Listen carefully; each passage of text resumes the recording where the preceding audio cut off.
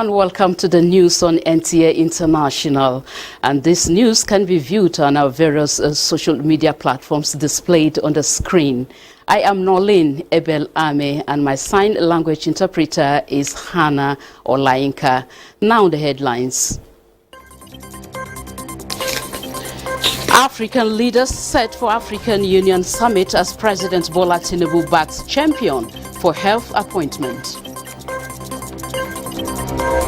Senegal Constitutional Court voiced postponement of presidential election amidst uncertainties. Plus, Mali, Niger and Burkina Faso discuss new confederation.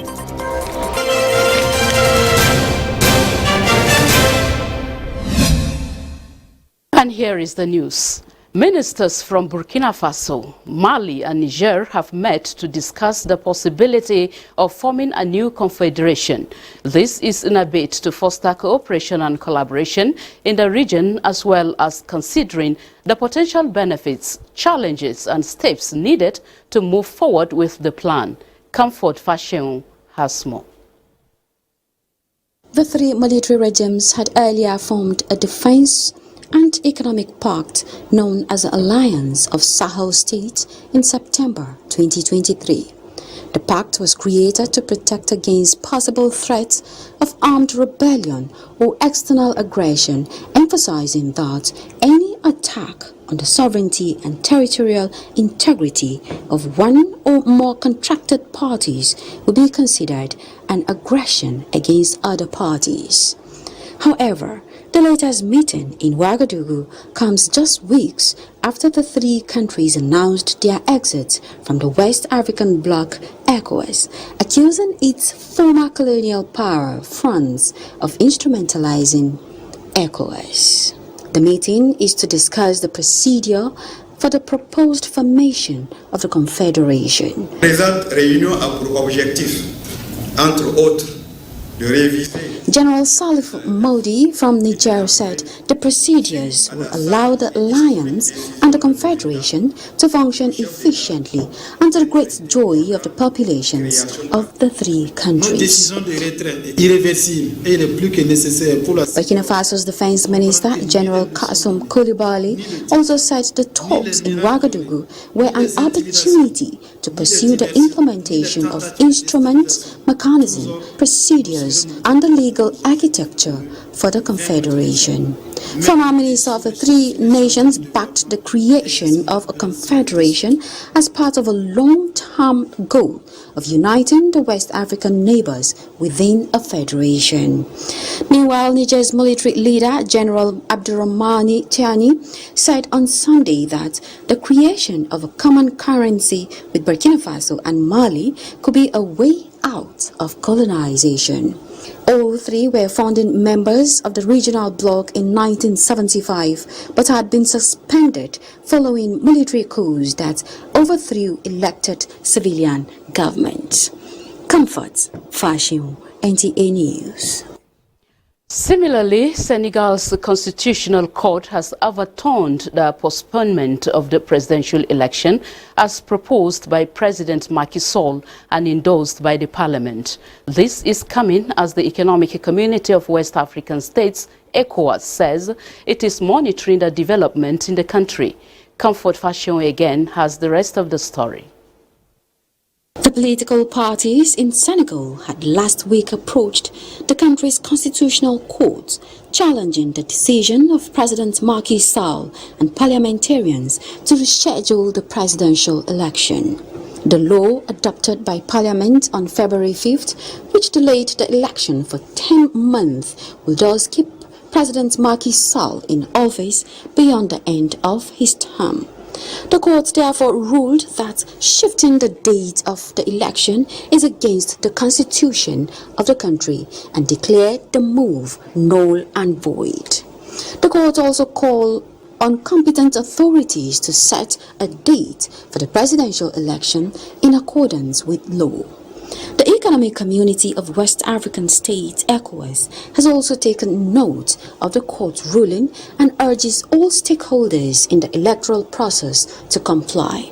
The Commission calls on the political class and all stakeholders to show restraint and give priority to inclusive dialogue and preserve the democratic gains of the model ECOWAS member states.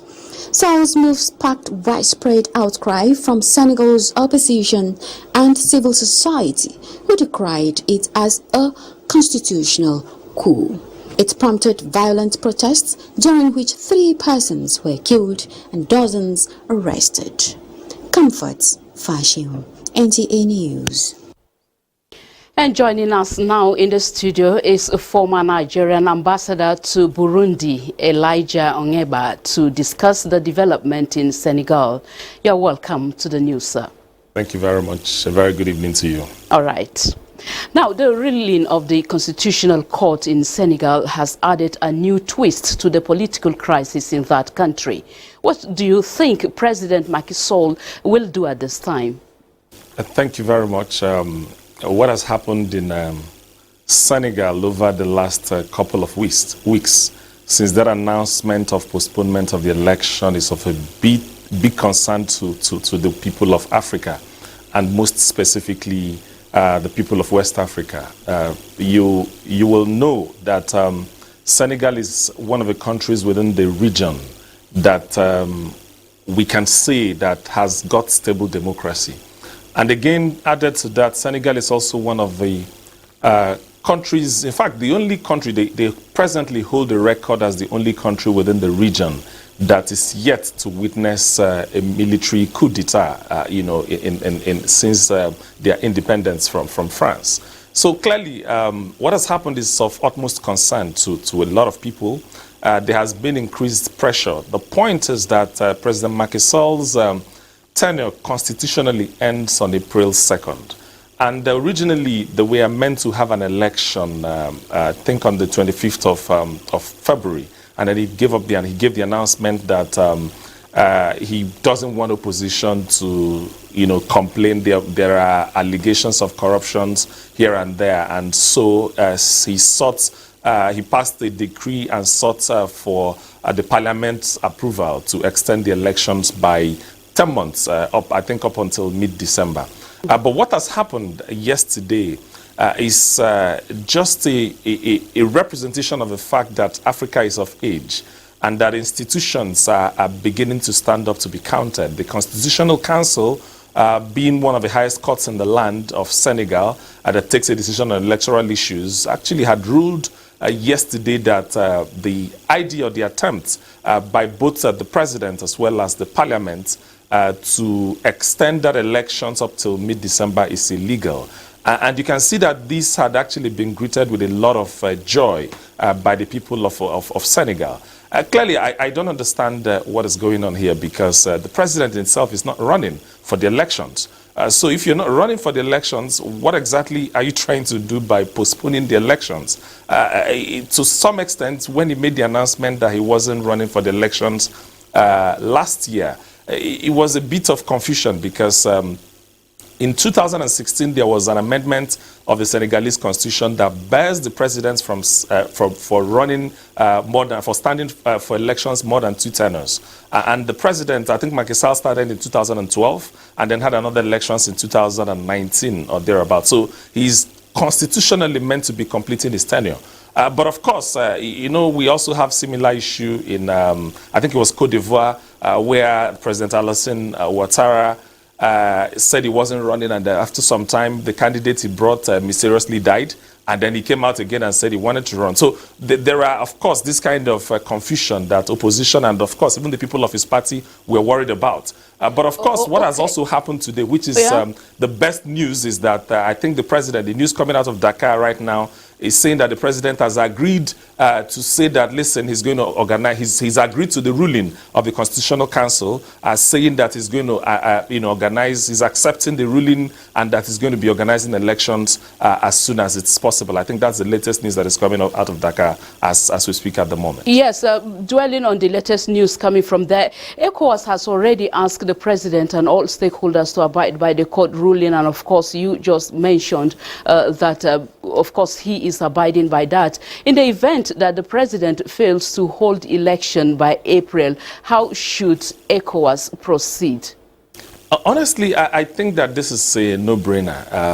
At the moment, I think in Senegal's, the way they run the elections, I think in 3 weeks, they require 3 weeks for campaigns, and then the election happens. It is going to be unconstitutional for the president to stay in power beyond the 2nd of April 2024.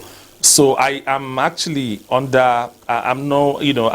quite convinced that between now and April 2nd, that the president of Senegal will organize an election. So remember, like I said, he's not standing in for the election. So I don't understand the need.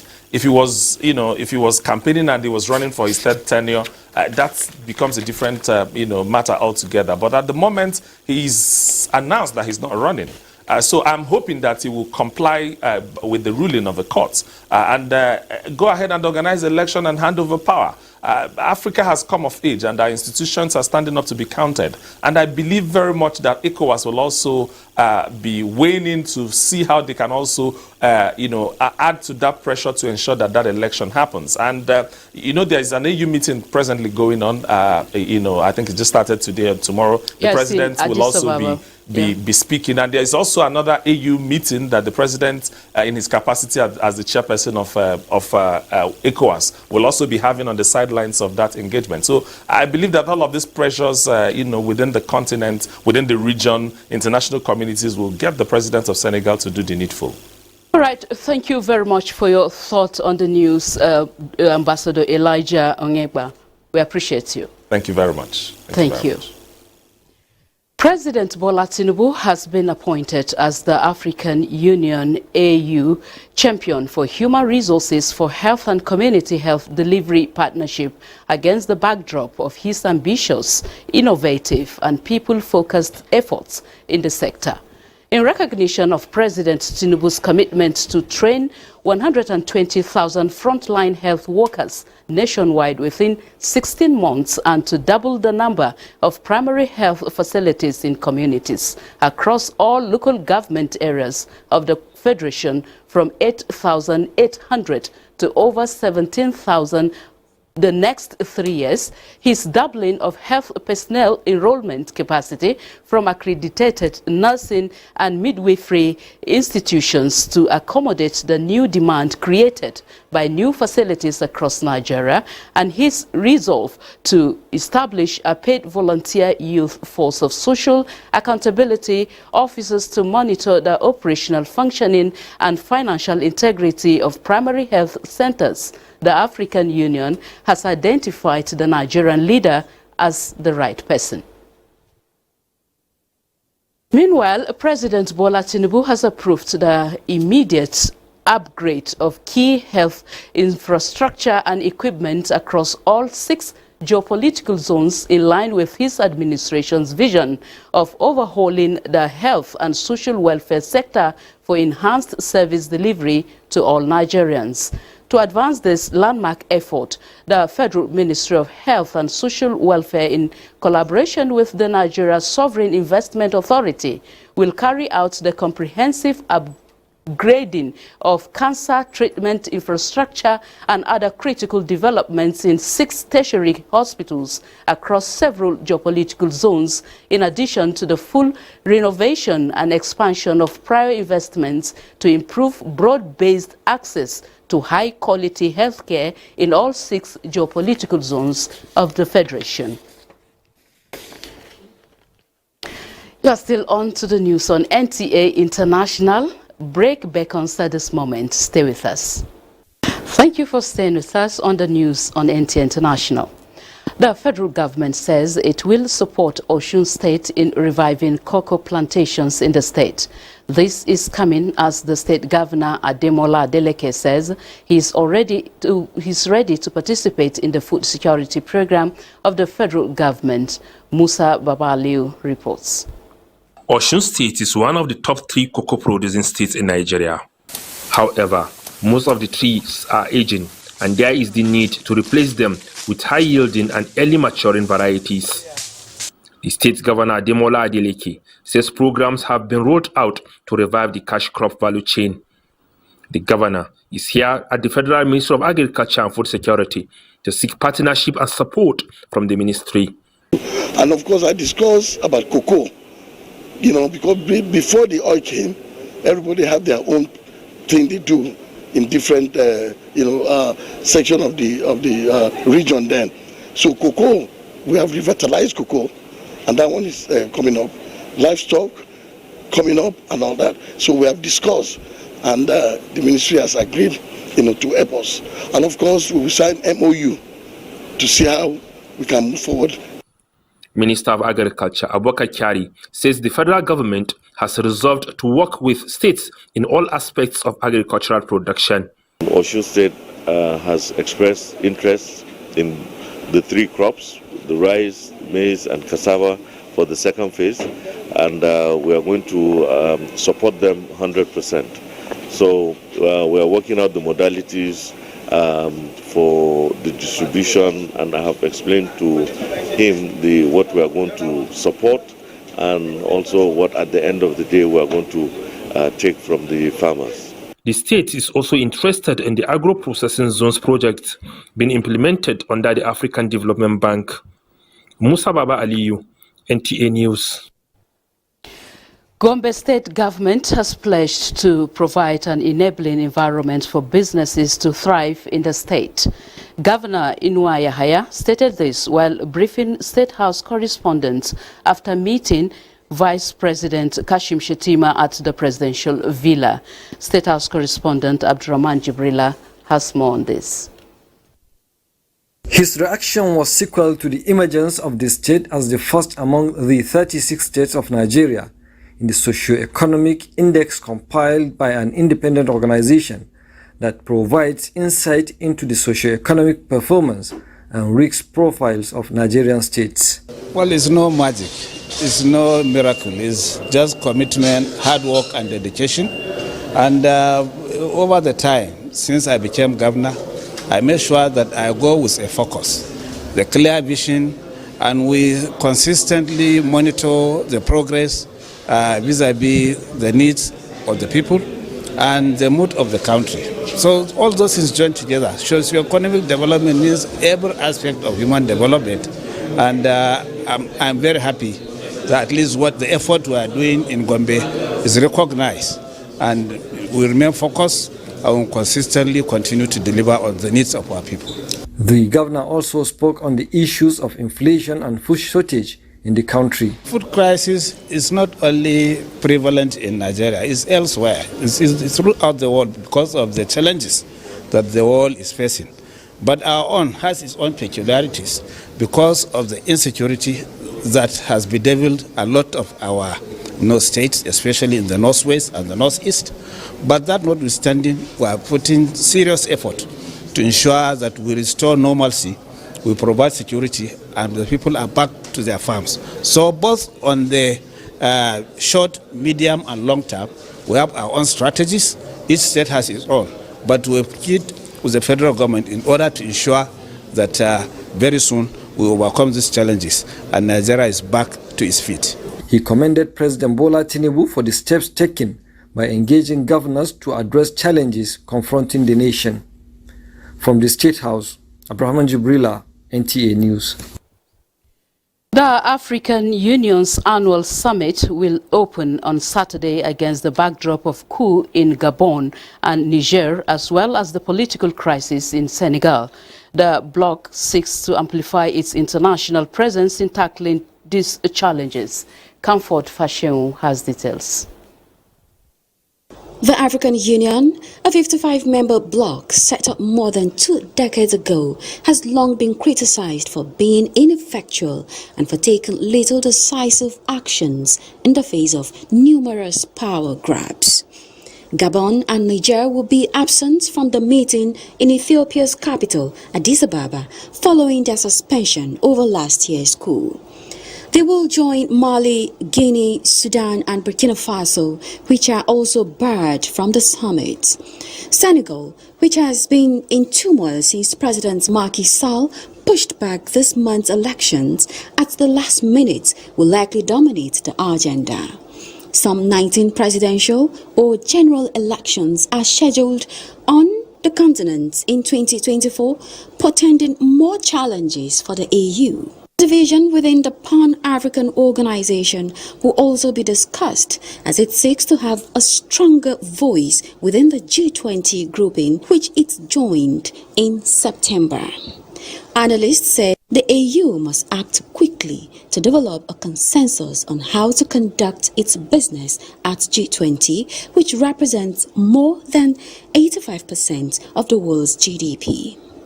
Another major subject of discussion is expected to be how the AU will transit to relying on African states to fund most of its budget rather than foreign donors it currently depends on. After months of intense negotiations, Mauritanian President Mohamed Ould Ghazouani is expected to take over the chairmanship of the EU. Comforts, Fashion, NTA News. In achieving one of the renewed agenda of the federal government on national food security, the Ministry of Water, Resources and Sanitation has introduced some flagship projects aimed at revolutionizing Nigeria's irrigated agricultural landscape. Minister of Water Resources, Professor Joseph Talumu, disclosed this at the closing of 30th Regular Meeting Council on Water, geared towards promoting water governance for national food security. Usman Zubairu reports. One of the issues that dominated the 30th Regular National Council meeting on water is promoting water governance for national food security. Declaration of a state of emergency on food security by President Tinubu, which is aimed at addressing the high food prices under the Renewed Hope agenda as a component of water and sanitation. It's in line with this that the Ministry of Water Resources said there is need to focus on water governance and its role towards the promotion of national food security, and also deliberate as well as fashion mechanism by which the three tiers of government, private sector can utilize water in the nation's dams and reservoir for irrigation activities. It is expected that the outcome of the meeting will provide workable and enforceable policies towards sustainable water resources management, sanitation and hygiene.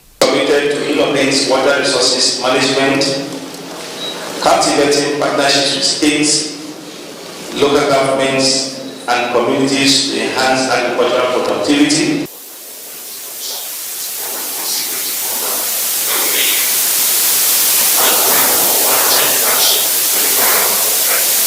Minister of SCT, represented by Permanent Secretary, called for increased investment in water sector and proper synergy among government at all levels. The FCT administration has witnessed tremendous and remarkable achievements, all geared towards achieving the objectives of the SDG 6, which is water and sanitation for all, by the year 2030. The country can enhance water availability for agriculture while minimizing negative environmental impacts. The expected outcome of the meeting is a national roadmap to help in proper utilization of the nation's water resources. Osun State, NTA News. Next is a quick check at the weather prospect for Saturday and some cities of the world, including Nigeria.